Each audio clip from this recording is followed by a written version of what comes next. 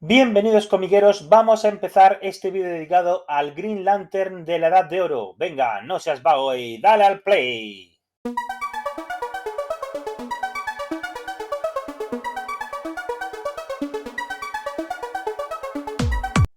Comiqueros, este va a ser el último vídeo dedicado de forma individual a héroes de la Edad Dorada. A partir de ahora, los que quedan los vamos a ir agrupando. Héroes mágicos, héroes relacionados con la Sociedad de la Justicia, héroes relacionados con los 7 Soldados de la Victoria, así hasta llegar a la Edad de Plata. Pero vamos a empezar este vídeo, como siempre, por los creadores. La idea del personaje nace de la mente del dibujante Martin Nodell, nacido en Filadelfia, en Pensilvania, 1915, de orígenes rusos. La familia de su madre eran judíos rusos que emigraron a Estados Unidos, pertenecían a un circo.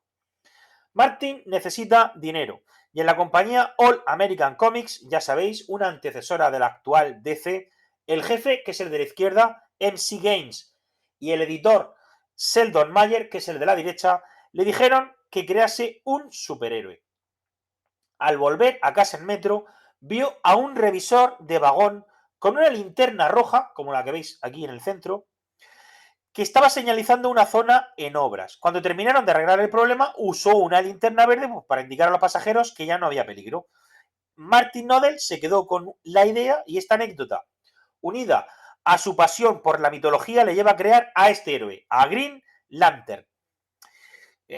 Tiene parte de mitología griega, la linterna sería más bien una mitología oriental y el anillo viene de la mitología germánica, ya sabéis, el anillo de los Nibelungos. El editor Sheldon Mayer no lo ve nada claro. En esta página inicial, que es una página inédita que tiene un coleccionista, vemos cómo el personaje se llamaba en un principio Willard Mason. Físicamente se parecía muy poco al héroe final. Y la linterna aparecía por arte de magia mientras dormía. Luego haré una comparativa con la página final que se hizo. Como digo, Mayer no lo tenía claro y entonces llama a Bill Finger, un guionista muy talentoso, este hombre de la derecha, que ya había mejorado e introducido muchos conceptos en el Batman de Bat Kane. Es más, es co-creador de Linterna Verde y mucha gente dice que gran parte del personaje de Batman, yo incluido, viene no de Bob Kane, que era el dibujante, sino de este hombre, de Bill Finger, el guionista. Finger le da un enfoque más superheroico y, como digo, pasa a ser co-creador del personaje, como vemos en esta página que aparece en el primer número de la colección propia de Green Lantern. ¿Qué hace? Pues le cambia el nombre, le cambia la motivación, vamos, hace una remodelación completa del personaje tal cual lo había creado Martin Nodell. El personaje debuta en el número 16 de All American Comics en julio de 1940, con Finger al guión y Nodell dibujando, con el seudónimo de Mark Dillon. ¿Por qué usaba de seudónimo? Porque en esa época los cómics estaban muy denostados, era un género creativo menor, un trabajo más bien alimenticio y poco reconocido. Así que podía estigmatizar a un artista, por eso usaban muchas veces, pues eso, usaban seudónimos. Aquí veis la diferencia de la página original, la de la izquierda, tal cual la había creado Martin Nodell, y, como digo, la parte que había introducido Bill Finger. Está todo mucho más claro, se ve el accidente del tren, la linterna como está ahí, vamos, bastante mejor. Nodell abandonó unos años después al personaje y se dedicó profesionalmente al dibujo creativo y la publicidad, trabajando para marcas como Nestlé o Kellogg's, entre otras. Su sustituto regular fue el dibujante Irving Jansen. Irving Jansen creó personajes como la villana Arlequín, junto a Bob Kanigher, o el amigo de Green Lantern, el taxista Doby Dickles, contrapunto cómico del personaje, que son estos dos que tenéis a la derecha. Heisen refiere usar como modelo de Dickens al actor Edward Brophy. Como veis, la verdad es que se parecen bastante. Pero volvemos al talentoso Bill Finger. Suyos son el nombre del personaje. Él quería que sonase como Aladino, por eso de usar una lámpara, y se le ocurrió el nombre de Alan Ladd. Pero el editor Sheldon Mayer dijo que era un nombre ridículo. Poco después apareció un actor de Hollywood que ese es el que tenéis a la derecha, que se llamaba precisamente así, Alan Ladd, que se especializó fundamentalmente en westerns. Fijaos que esto podía haber sido una publicidad perfecta para el personaje. Pues nada, lo perdieron. Finger también introdujo la debilidad del anillo, y es que no era todopoderoso, sino que tenía vulnerabilidad a la madera. Y también Finger es el artífice del primer juramento de Green Lantern. I shall shed my light over dark evil, for the dark things cannot stand the light of the Green Lantern. Que más o menos traducido sería: derramaré mi luz sobre el mal oscuro porque la oscuridad no aguanta la luz de la linterna verde. Sin embargo, el juramento más popular y que ha llegado hasta nuestros días lo creó el editor y guionista Alfred Bester, que es este que tenéis a la izquierda. Y reza así. Es el que hacen los Green Lanterns de ahora, Hal Jordan. In brightest day, in blackest night, no evil shall escape my sight. Let those who worship evil's might beware my power, Green Lantern's light. Traducido: en el día más brillante, en la noche más oscura, ningún mal escapará a mi vista. Aquellos que adoran el mal, teman mi poder, la luz de la linterna verde. Apareció por primera vez en Green Lantern número 9. Hubieron otros juramentos intermedios que lo veremos posteriormente en la cronología. Aquí tenemos el checklist de las apariciones de Green Lantern, de Alan Scott, en solitario, en All American Comics, en All Star Comics. Estas son sus apariciones en solitario. Y esto ya son las apariciones, ya no en la Edad de Oro como antes, sino en la Edad de Plata. Si queréis lo paráis y lo veis, yo voy a ir rápido. Aquí sus apariciones con la Sociedad de la Justicia, tanto en la Edad de Oro como luego en la Edad de Plata. Incluso All Star Squadron es de la Edad de Bronce, porque habla sobre la retrocontinuidad. Estos son los cómics donde aparece con la Sociedad de la Justicia. Y vamos a empezar con Green Lantern de Tierra 2, el recorrido editorial. All American Comics era una colección genérica que nace en abril del 39 con aventuras cómicas y de acción. Pero nuestro héroe debuta en el número 16, como he dicho antes, publicado en julio del 40. Se cancela en octubre del 48 en el número 102. Como veis aquí ya, el protagonista de la portada era Johnny Thunder, con cómics westerns. Otros personajes que aparecen en esta colección son los héroes: el Átomo, el Doctor Midnight, Sargón el Hechicero. Pero también, aparte de héroes, salían aventureros como Hop Horrigan, uno de los más antiguos de DC, o el Pirata Negro. Otra colección en la que aparece es All Star Comics, que debuta en junio del 40. Tiene una aventura en solitario como Green Lantern en el número 2, pero a partir del número 3 es histórico porque nuestro héroe pasa a ser parte de la Sociedad de la Justicia. Esta colección acaba en el número 57, publicado en marzo del 51. ¿Qué pasa aquí? Pues que al acabarse la colección, años después, en el año 76, se relanza continuando la numeración original, pero se vuelve a cancelar en el número 74. Nuestro amigo Alan Scott, nuestro Green Lantern, es elegido presidente del grupo en el número 7, tras el abandono de Flash, que dejó la colección de All Star Comics porque le habían dado colección propia. Pero dura poco, porque a nuestro héroe Esmeralda le dan también colección propia y solamente dura un número como líder del grupo, quedando Doctor Midnight en su puesto de la Sociedad de la Justicia y Hawkman elegido como nuevo presidente. Volverá al grupo puntualmente en el número 10 y ya de forma definitiva del 24, como he dicho, hasta el 57, donde acaba el primer volumen. En otoño del 41, como hemos dicho, debuta Green Lantern en solitario en una colección cuatrimestral para él solo. Dura 38 números y se cancela en mayo del 49 en su número 38. Como veis, tampoco aparece ya en la portada. La cuarta colección del personaje nace en diciembre del 42, una serie genérica llamada Comic Cavalcade que alcanza los 29 números. Los héroes principales de esta colección eran Flash y Wonder Woman junto al Gladiador Esmeralda. Ya lo habéis visto en los vídeos anteriores, tanto de la Amazona como del hombre más rápido del mundo. Pero también salen otros héroes como Wildcat, Átomo o Canario Negro. Una aparición anecdótica es en el especial Big All American Comic Book de enero del 45, junto a un montón de héroes y aventureros. Como he dicho antes, gracias a la retrocontinuidad, también aparece en la serie All Star Squadron, que se publicó en enero del 81, pero como está ambientada en la Segunda Guerra Mundial, pues la ponemos cronológicamente, siguiendo el origen del personaje, aquí. Esta colección duró 70 números y tuvo 3 anuales.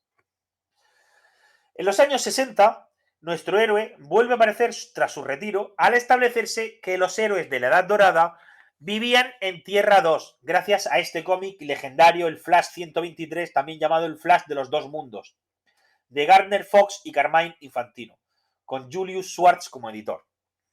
Vamos ya al origen de nuestro personaje.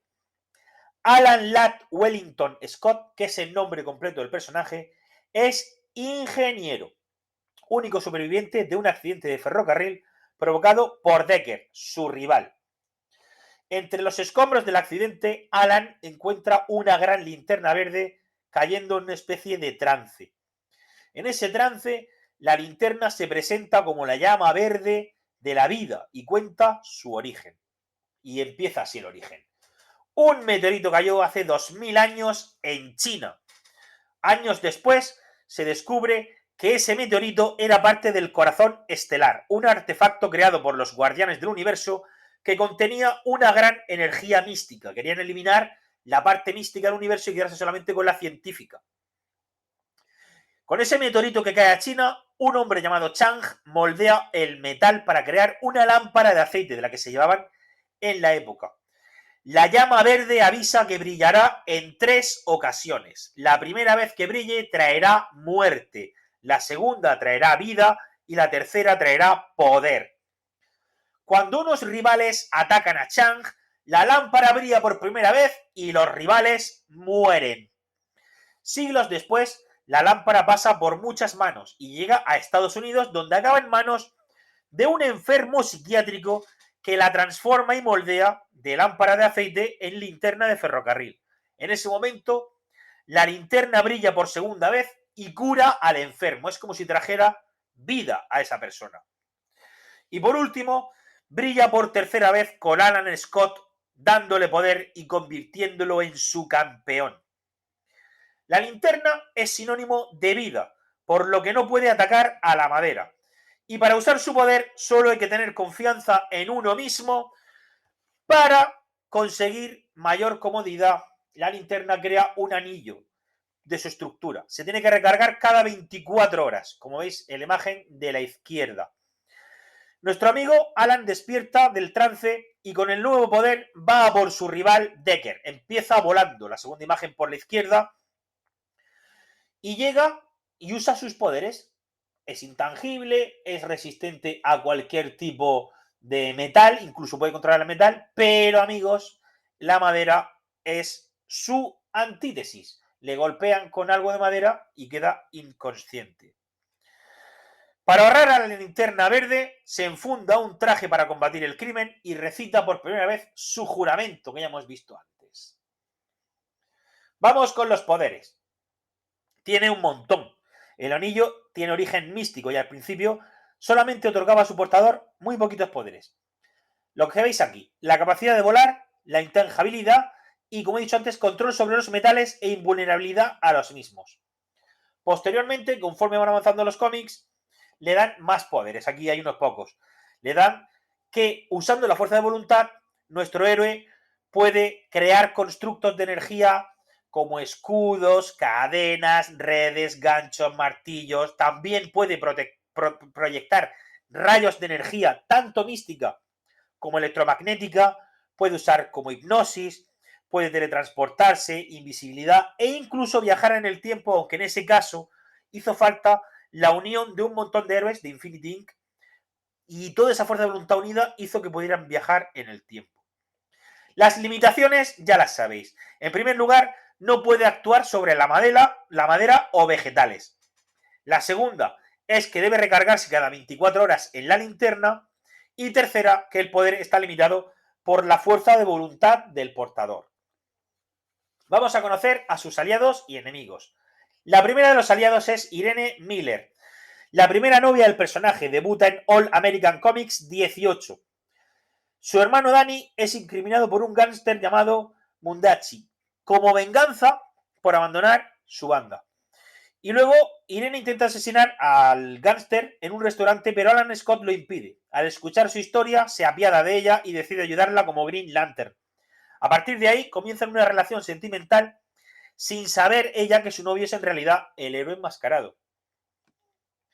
Segundo aliado, Doiby Dickles. Aparece por primera vez en All American Comics 27. Es el sidekick, ya sabéis, el compañero de Green Lantern, contrapunto cómico. Taxista de Brooklyn con un acento muy cerrado, difícil de entender. Si os ponéis a leer estos cómics originales, es dificilísimo algunas veces saber qué está diciendo nuestro amigo Doiby Dickles. Es de mucha ayuda, porque aparte de ser un conductor experimentado, es muy buen luchador callejero. Ayuda al héroe muchas veces, no solamente el contrapunto cómico tonto, típico. Su taxi fue bautizado como Goitrude. Doiby descubre la identidad de Green Lantern muy pronto, en All American Comics 35, y lo guarda celosamente ese secreto. Años después, junto a Green Lantern, ayuda al otro Green Lantern nuevo, a Hal Jordan, y una princesa alienígena la salvan de su destino, que era casarse con un príncipe malvado. La princesa se llama Ramia. Ambos se enamoran y acaban casándose, reinando juntos en el planeta Mirg, teniendo que convertir a Goitrude en una nave espacial. Claro, un taxi por el espacio, pues parece ser que no va. Tercer aliado, Strake, el perro maravilla, que aparece por primera vez en Green Lantern 30, en el año 48. Es el perro de una chica llamada Sarah Dale y su hermano el guardaespaldas Luke, al que ayuda a detener criminales. Aún así, Strake no puede impedir que una banda criminal asesine a Luke. Al perseguirlos, es herido por una herida de bala, pero Green Lantern llega en el proverbial último minuto, salvando al perrito y deteniendo a los criminales. Alan se queda el perro, que acaba volviendo con su dueña Sarah y descubriendo que el maléfico Doctor Malargo estaba detrás del asesinato de Luke, siendo detenido por Strake. Sarah deja al perro a cargo de Green Lantern y juntos tienen varias aventuras en común. Incluso llegan al punto que Strake se convierte en portada de muchos cómics. En aquella época estaba de moda Rin Tin Tin, que era un perro que echaban en una serie de televisión. Vamos con los enemigos. El primero, los he puesto por orden cronológico, digamos, de las primeras apariciones. Gambler, el apostador. Aparece en Green Lantern 12. Steven Sharp decide ser un criminal tras ser abandonado por su prometida, que le pedía no apostar en juegos de azar. Fíjate tú la motivación. Desde ese momento decide entrenar con cuchillos y disfrazarse para conseguir los mayores botines posible. Solomon Grundy. Aparece en All American Comics 61. Cyrus Gold murió en 1894. Su esqueleto descansaba en el fondo del pantano de Gotham. Y allí, no digáis cómo, de forma mística, se une a las plantas, los árboles y los detritus, formando un cuerpo prácticamente indestructible que vuelve a la vida un lunes de 1944. Se llama así Solomon Grundy porque unos paletos que habían por allí, unos gángsters, como que la adoptan y al decirles que nació un lunes, pues cantan una especie de canción británica antigua de principios del siglo XX que habla de un tal Solomon Grundy. Por esta razón, ya digo, se llama Solomon Grundy. La canción más o menos dice: Solomon Grundy un lunes nació, un martes se bautizó, un miércoles se casó, jueves se enfermó, viernes se empeoró, un sábado murió y un domingo se enterró. Ese fue el final de Solomon Grundy. Más o menos es lo que pasa con este personaje. Aparte de un cuerpo, como digo, casi indestructible, posee fuerza superhumana. Es capaz de absorber energía y no puede morir porque aunque destruya su cuerpo, volverá un lunes. No dice de cuándo, pero volverá un lunes. Sportsmaster, All American Comics 85. Esa es su primera aparición como personaje, como Crusher Croc, como el personaje, la identidad secreta. Pero como Sportsmaster aparece en Green Lantern 28. Crusher Croc era un atleta soberbio en todos los deportes. Al ser expulsado de la competición por dejar inválido a un rival en fútbol americano, se convierte en criminal e incluso, como digo, adopta una identidad como el villano Sportsmaster. Usa su habilidad y útiles de deporte. Los bates, las pelotas que la convierten en explosivas, usa raquetas para cometer sus crímenes. Se casa con Huntress, que es una enemiga de Wildcat. Arlequín. Debuta en All American Comics 89. Su nombre real es Molly Main, una atleta brillante, secretaria de Alan Scott en la radio WXIZ, enamorada de Green Lantern. Molly pensó que la única manera que tenía de llamar la atención de Green Lantern es hacerse villana. Pues otra motivación importante. Usaba unas gafas capaces de hipnotizar y de proyectar ilusiones. Bueno, con los años se retiró e incluso ayudó al FBI, volviendo a trabajar para Alan Scott, con el que al final acaba casándose. Lo veremos más adelante. Otro villano es Icicle. Debuta en All American Comics 90. El Dr. Joan Mackent finge su muerte a manos del criminal Lanky Leeds y adopta la identidad de Icicle usando una pistola congeladora capaz de helar la humedad del aire, dejando a la gente en animación suspendida, pero su traje le protege de los efectos de la pistola. No tiene poderes como tal, es la pistola realmente. Y por último, Nodar. Aparece en Green Lantern 28. Nodar vive en el siglo 25, donde todas las necesidades están cubiertas. Pero, influenciado por películas de gángster de género negro, otro origen, como veis, con fundamento, decide robar. Es el último criminal de la Tierra, le llaman también.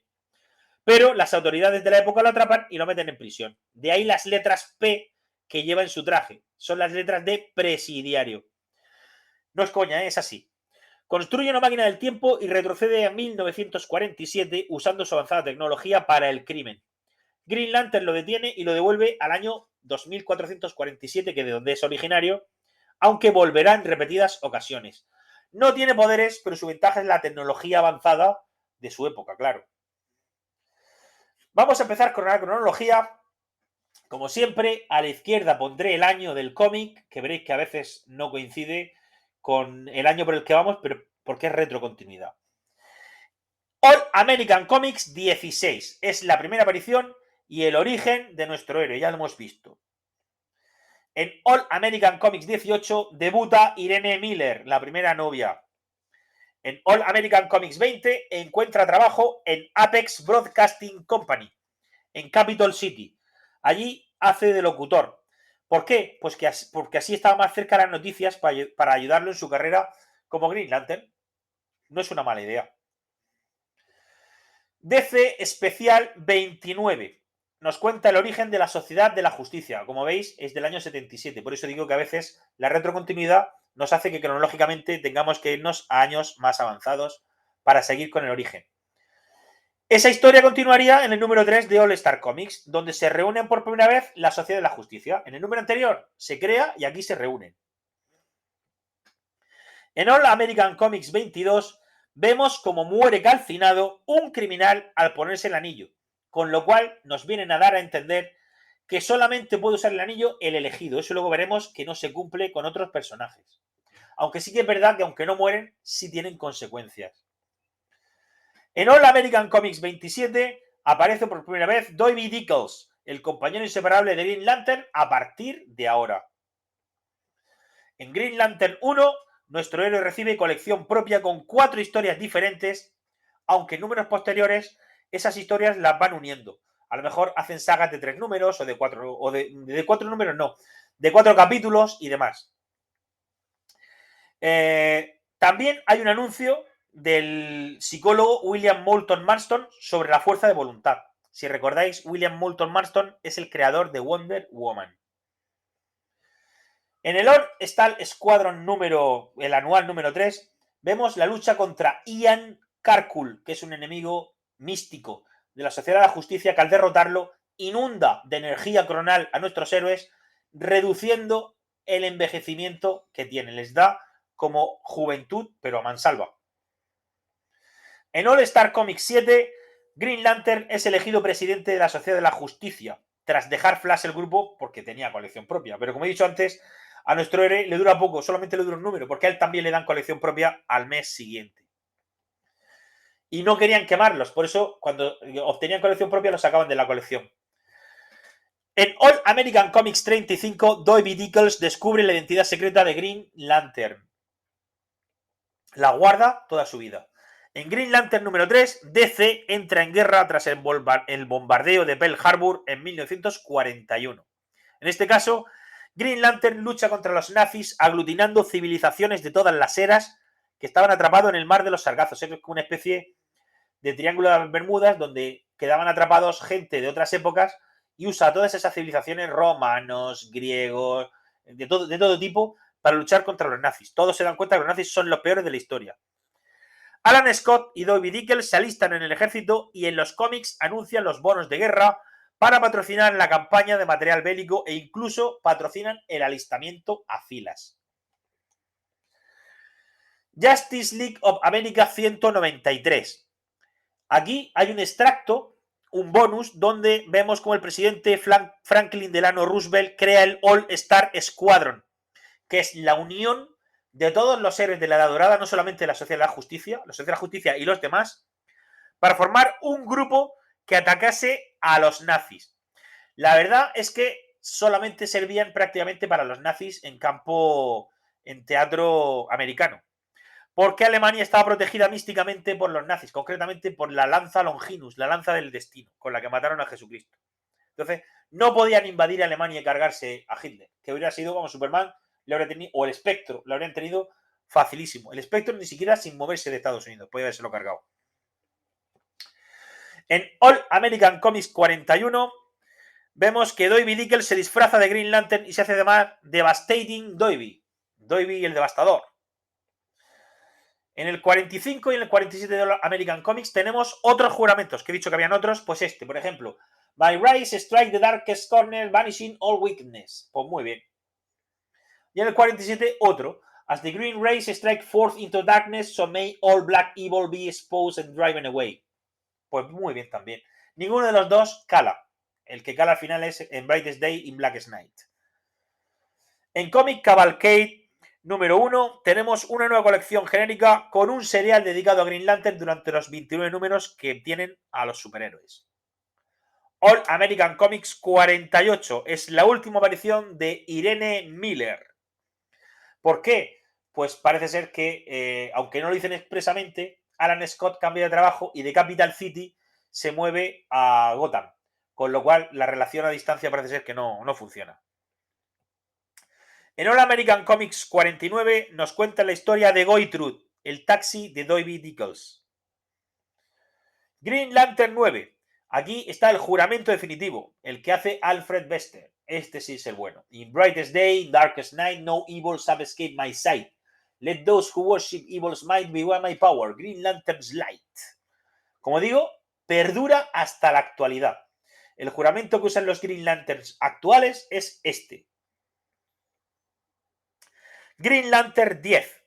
Tenemos la primera aparición de Vandal Savage, un inmortal que se convertirá en uno de los enemigos definitivos del universo DC.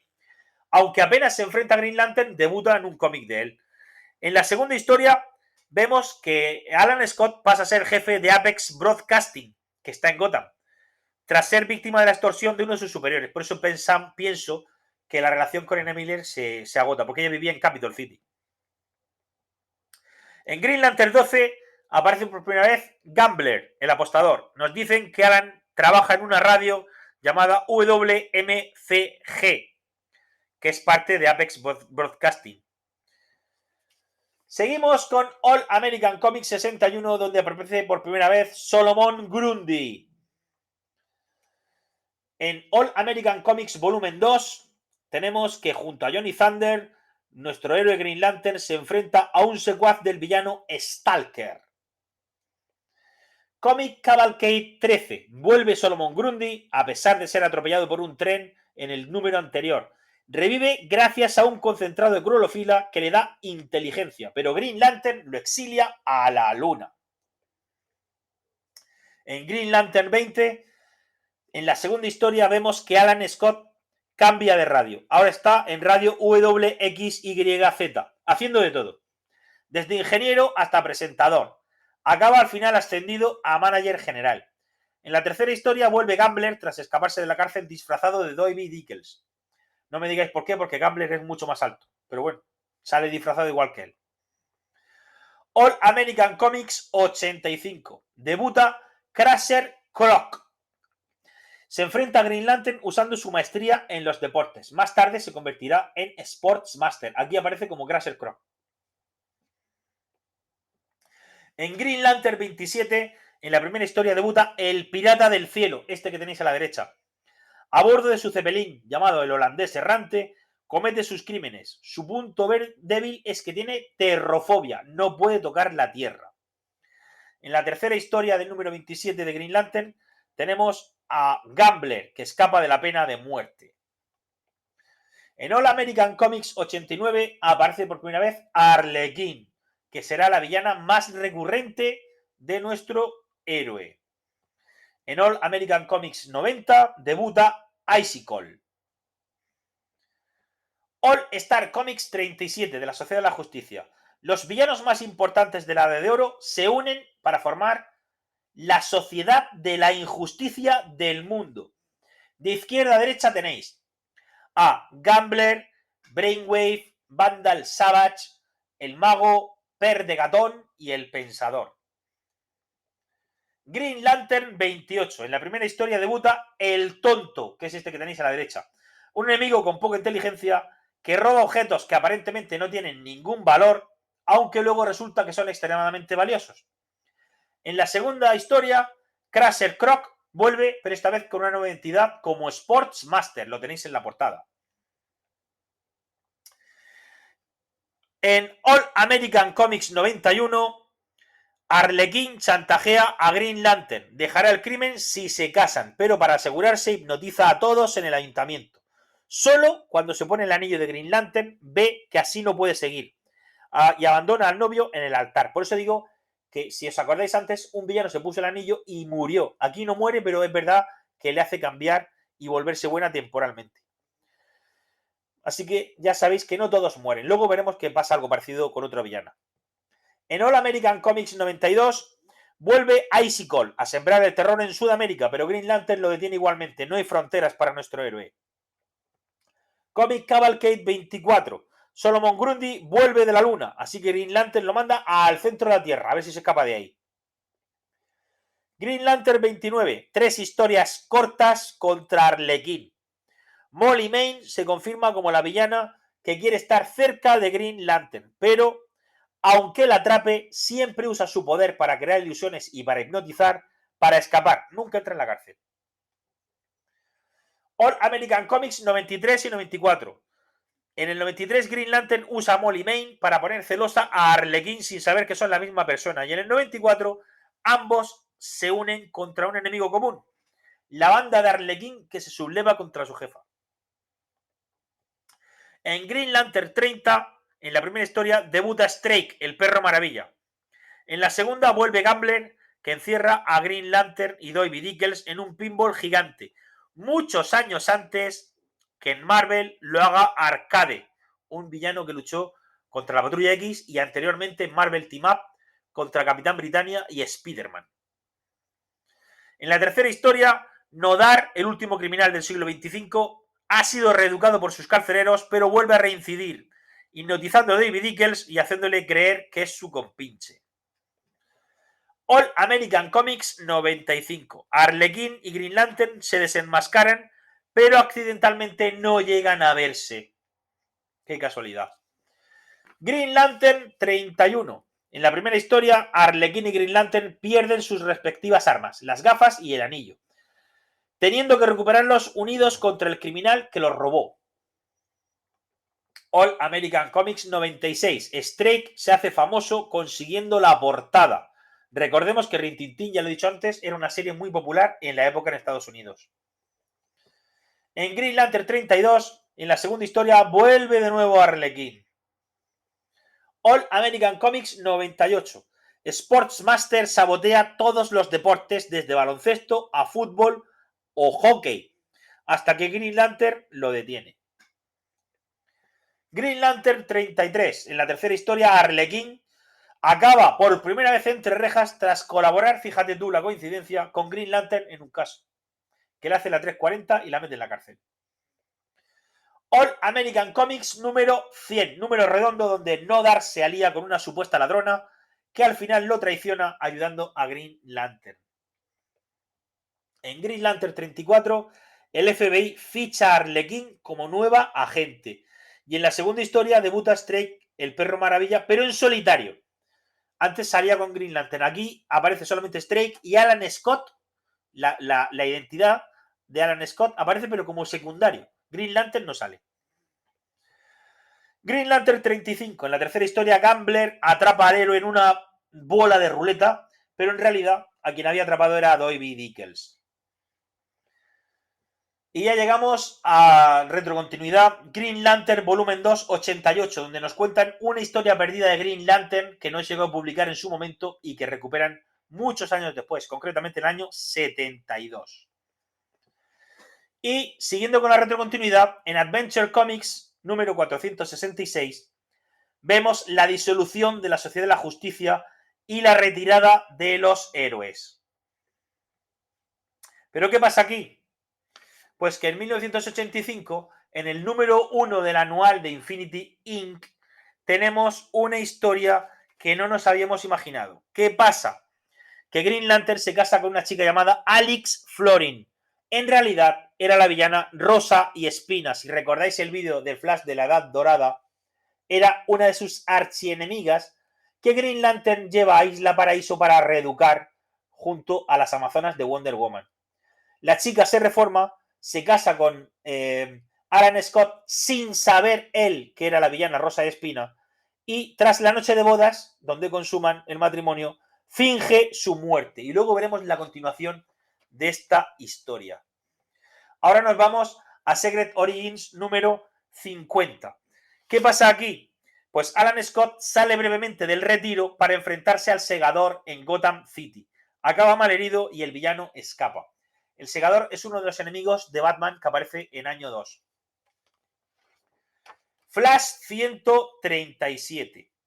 En este número se reintegra al personaje de Green Lantern como prisionero de Vandal Savage y lo rescatan los dos Flashes. Y a partir de aquí ya entramos en la Edad Dorada con nuestro personaje.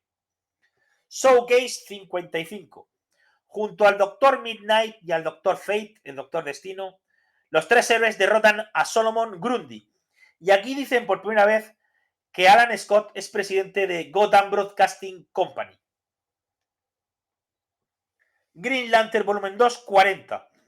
Nos narran el origen de los Guardianes. Alan Scott se enfrenta al Green Lantern de la Edad de Plata, a Hal Jordan. Pero Alan Scott está poseído por Krona, el Oano, o el guardián del universo malvado, que es el que tenéis a la derecha. En el número 45 de Green Lantern volumen 2, junto a Hal Jordan, derrotan al Príncipe Peligro. Su prometida, que era la princesa Ramia, es la que he dicho antes que se casa al final con Doiby Dickels. En Green Lantern volumen 2, 52, Sinestro lucha contra los héroes y el taxi de Doiby Dickels, Goitrude, acaba destruido. En Green Lantern volumen 2, 61, Alan Scott usa su anillo para eliminar todo el mal de la Tierra. O sea, desea con el anillo que el mal de la Tierra desaparezca, con lo cual toda la humanidad desaparece y queda en animación suspendida. Todos tenemos algo de mal dentro nuestro, incluido el propio Alan Scott. Hal Jordan escapa a esta maldición porque estaba fuera de la Tierra en ese momento y consigue revertir el problema. En All Star Comics número 65, Gotham Broadcasting Company, propiedad de Alan Scott, cae en bancarrota, perdiendo nuestro héroe la empresa y el trabajo. La imagen que tenéis a la derecha ve cómo los camiones sacan las cosas de su compañía. Y en All Star Comics número 69, Flash, su compañero, le ofrece trabajo en su laboratorio de investigación que estaba en Keystone City. Y aunque él realmente es ingeniero, pues acepta porque no tenía nada que hacer, el pobre hombre. En Green Lantern volumen 2, del 108 al 110, protagoniza un serial de 3 capítulos donde se enfrenta a Chang. Si recordáis, es el creador de la lámpara original, que ha sobrevivido usando un fragmento del corazón estelar que se llama Piedra del Dragón. Le ha mantenido con vida, pero también lo ha vuelto loco, se ha vuelto malo. En Green Lantern volumen 2, 111 y 112, Zaloth, que es el que tenéis a la izquierda, medio rojo, medio rosa, roba el corazón estelar a los Guardianes del Universo, pero Hal Jordan y Alan Scott, junto con el arquero Esmeralda Green Arrow, se unen para recuperarlo. Infinity Inc. número 1. Tenemos la primera aparición de Jade y Obsidian, que son los supuestos hijos de Alan Scott. En el número 4 de Infinity Inc. nos cuentan cómo los gemelos descubren que son adoptados y hermanos entre sí, porque son adoptados por distintas familias, pero al final los dos hermanos se encuentran y ambos sospechan que son hijos de Green Lantern. Jade está bastante claro, porque es que tiene incluso la marca estelar en la mano, y luego Obsidian pues ya está un poco más complicado, pero bueno. En la miniserie de América contra Justice Society, de 4 números, el difunto Batman de Tierra 2 acusa a la Sociedad de Justicia de ser traidores en un antiguo diario, pero al final se descubre que todo es una farsa creada por el viajero del tiempo y villano Per de Gatón. Y volvemos otra vez al anual número 1 de Infinity Inc. Alan Scott funda una nueva empresa de comunicación en Los Ángeles, después del problema que había tenido con Gotham Broadcasting Company.